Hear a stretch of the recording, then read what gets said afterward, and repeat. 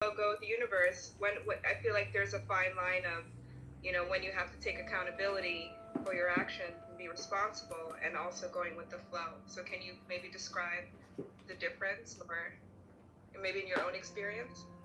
Yeah.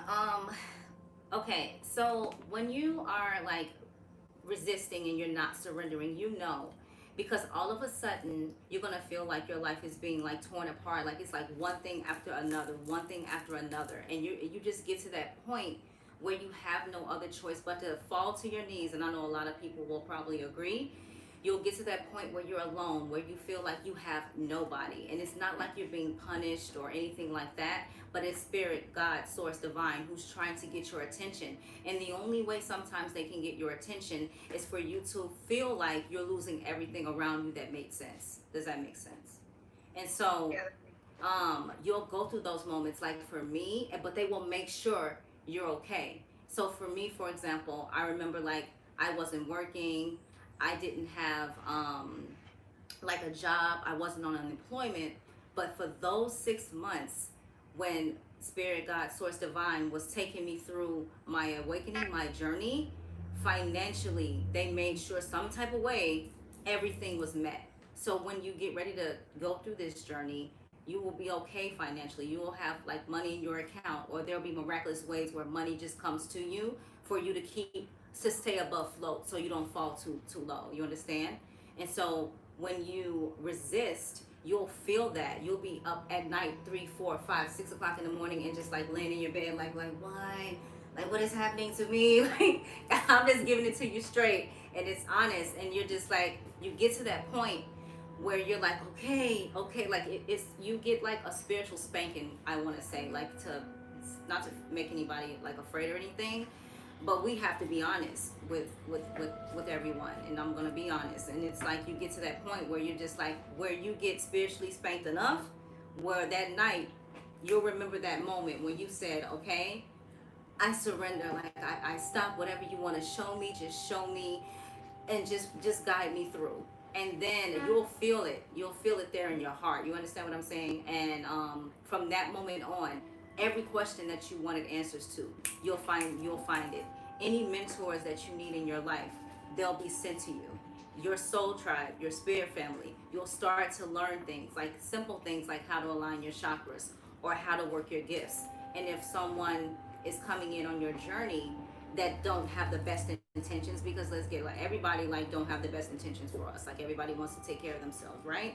But you are very protected by spirit, source, God, divine. Whereas if someone's like, you know what, yeah, you can take this class like $60 a week or whatever, and immediately he'll show you like, okay, this is how you do this, or this is how you do that. You'll get the answers. Oh, that's very interesting. Yeah, I am.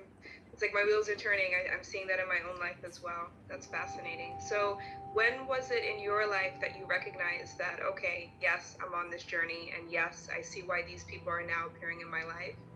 When was it that you recognized that within yourself and you realized that you were surrendering and you were in it? When I decided to step out on faith, like have courage, because like even you, like me, like coming from your home place to a city like New York, like you always have that guard, like you know what, it's me against the world, like like you always have to have that guard. But then you start to see as you step out on your journey that you're not alone. Like you have, you have your spiritual team, and it's like that's the best love you can ever feel, because you have to think about it. You're not being judged based on who you are, what you are, your gifts that you have. And so with their support, it helps a lot. So sometimes you do get to that space where it's like, I wish I could just call up my, like have like my group that understands me, because everybody's not going to understand this journey. But the beautiful thing about now is that they all are. So you have electricians coming in your building where you're working, and they're like, so for example, like, I want to know about this ascension. Like out the blue, they just, regular, their jobs, and you're in your head, you're smiling like, okay, come to the light. Like, it's just, it's a beautiful like feeling, I guess, Wow, that's awesome. Can you share with us your journey when you discovered your healing powers and just the whole experience and what that was like and how that brought to how that brought to this whole new chapter in your life and what you're doing now and this business venture and just all of that, which I'm still very fascinated with that whole story. Okay, so um, I never knew about my hands. I only knew about my sight, and I could feel, and I could see higher than the 5D. You understand? So, or higher than the 3D.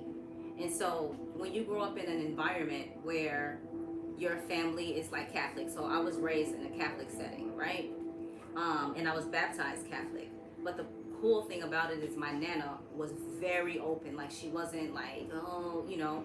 So you'll know there's something different about you because you will feel like I don't belong here. That's how you know you're a light worker, star seed, earth angel from the seraphim angel realms. Like that's how you know indigos.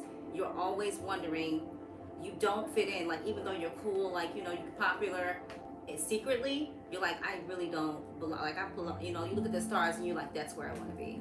But that's why it's important to know your lineage.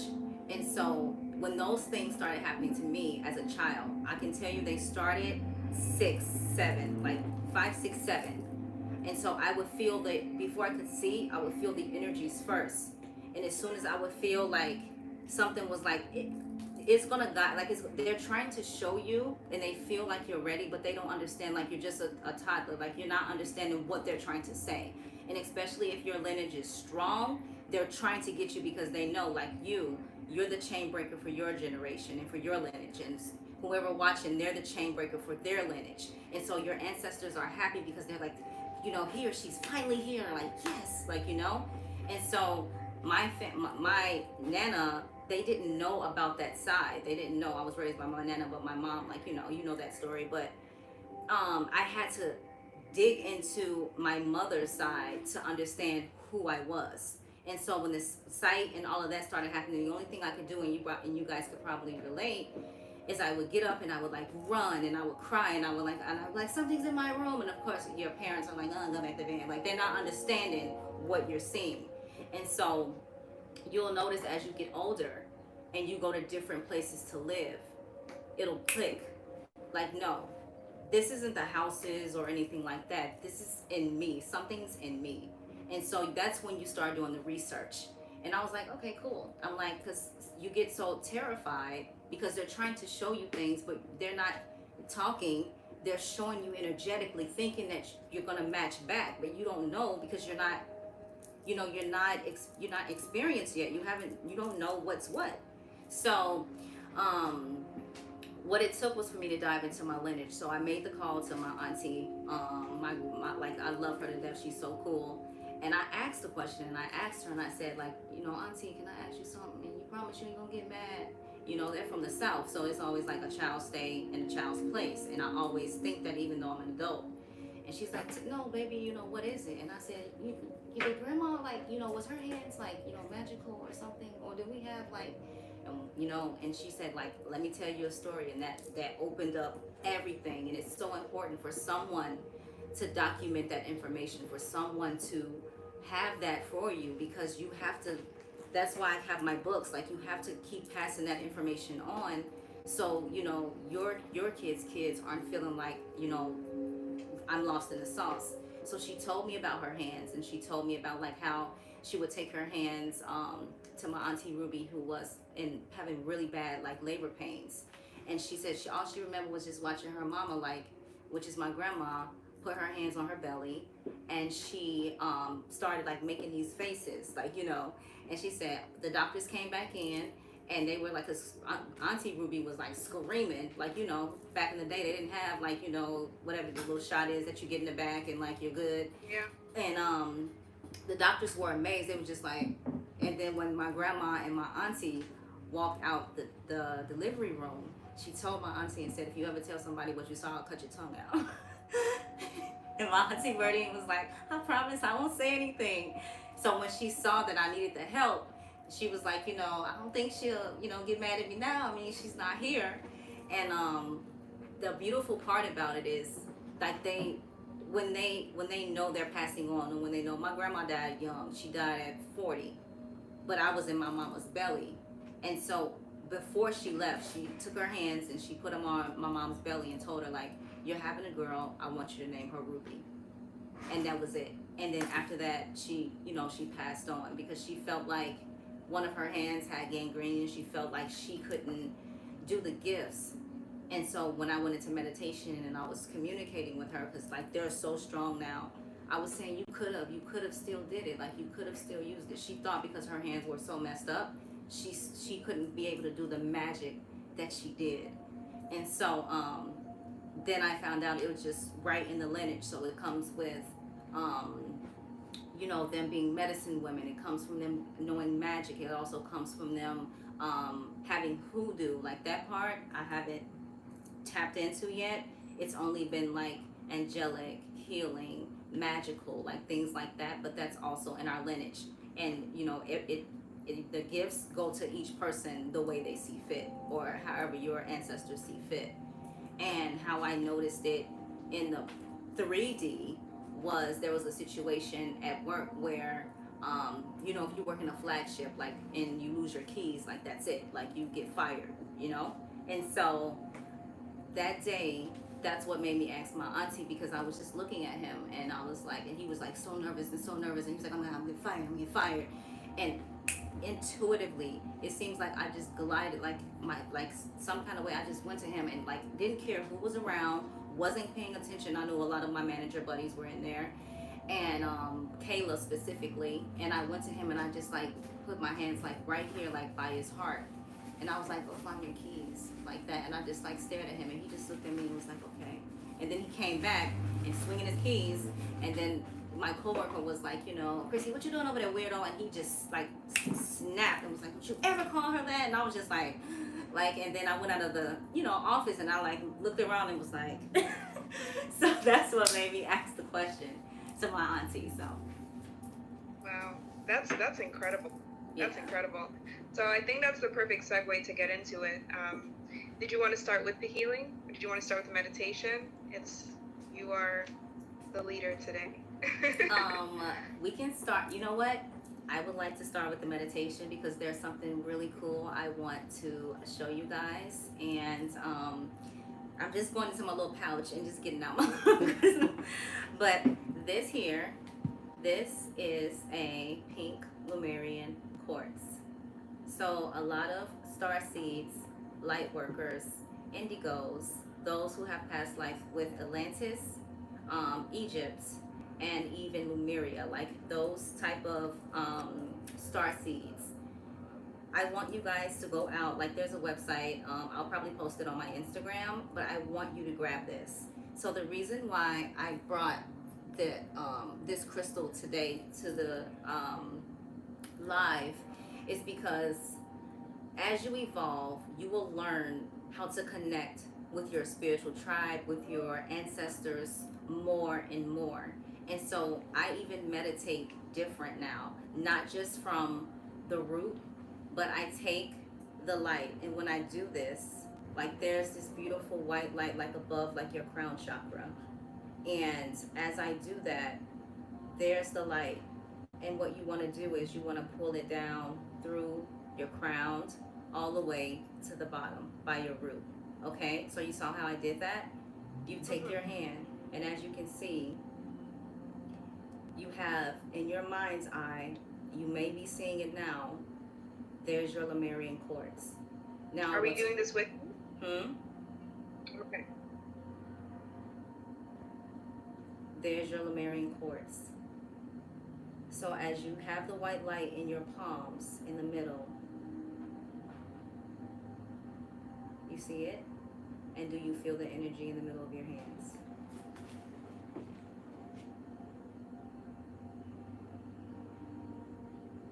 And you bring it down. You can close your eyes when you do that.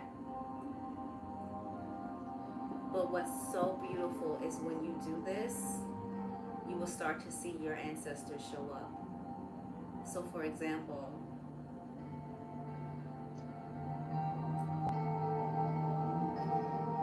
as you close your eyes, you will see your ancestors like in your mind's eye. Every last one of them, however far back, far back, far back your lineage goes. And you will see them, and you will see them pointing at you. You will see them waving at you. You will see them doing like this. And they're thanking you for being the generational chain breaker. Because that's what all of you guys are.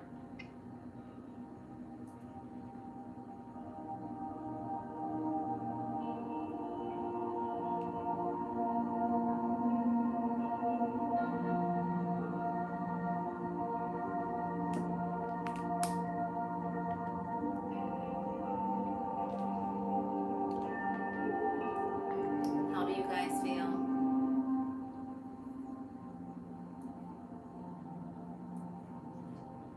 Howard.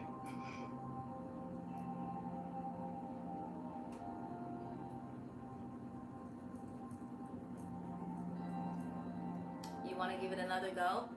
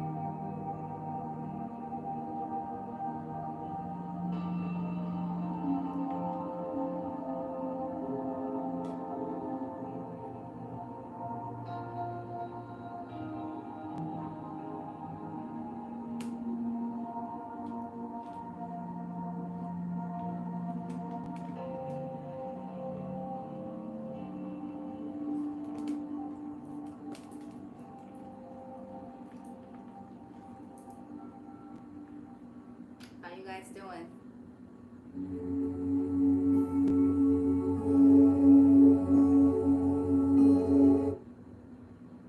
You guys okay? Give us some hearts. Let us know how you're feeling. Or drop some comments. Let us know.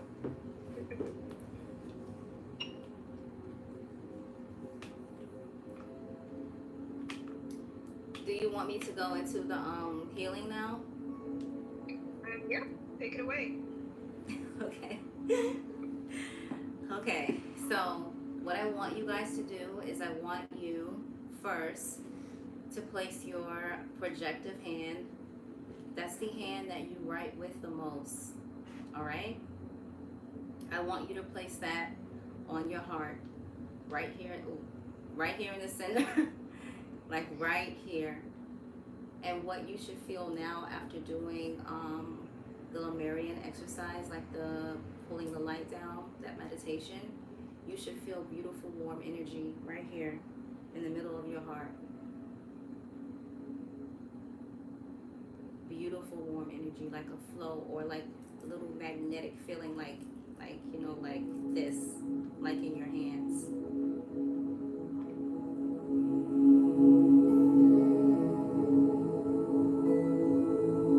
Okay, so you're going to take your receptive hand and you're going to place it over your projective hand.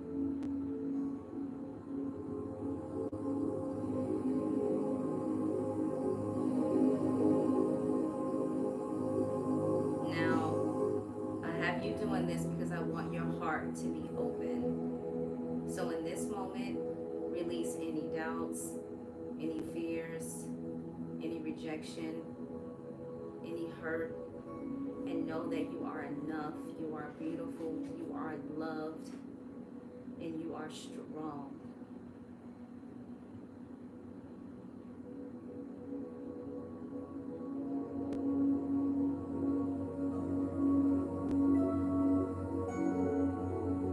Now, I want you to be open and ready to receive. And if you do receive, I just ask that you type, I accept, or I am ready.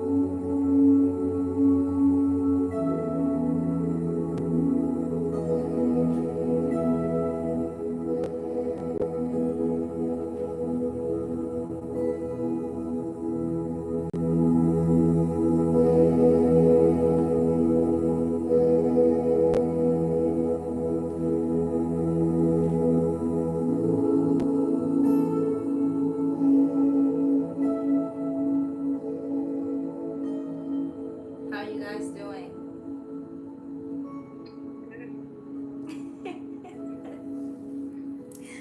Oh God. Look, I saw like a portal. Cool. Ooh, wow, my entire back just cracked. Oh, let everybody know. Give her some hearts if you felt that. Oh God. So unique.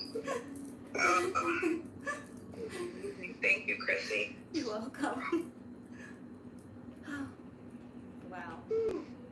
That's fantastic. Sick. Whew, that was just like a reboot. It felt like a reboot. That was amazing. Thank you. Yeah. That was amazing. You're welcome. I see the hearts. I see the hearts. All right. Well, thank you so much, Chrissy. I definitely want to invite you back on again.